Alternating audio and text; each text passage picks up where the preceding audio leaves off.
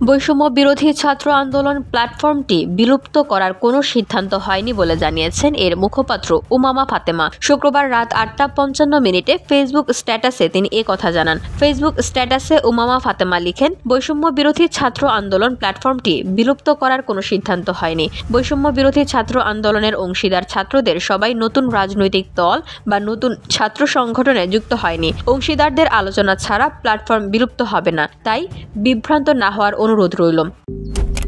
Malaysian প্রযুক্তিতে তৈরি অত্যাধুনিক cleaning machine modern vacuum cleaner যে কোনো ধরনের ধুলো ময়লাকে পরিষ্কার করে ঘরকে করে তুলুন চকচকে ও আকর্ষণীয়। Modem, brand of luxury.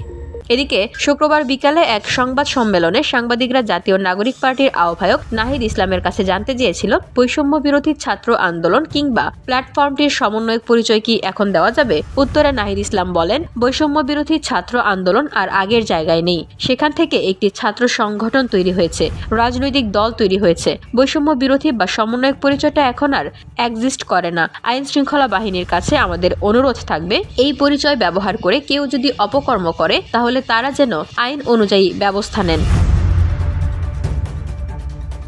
VOD Bangla news desk.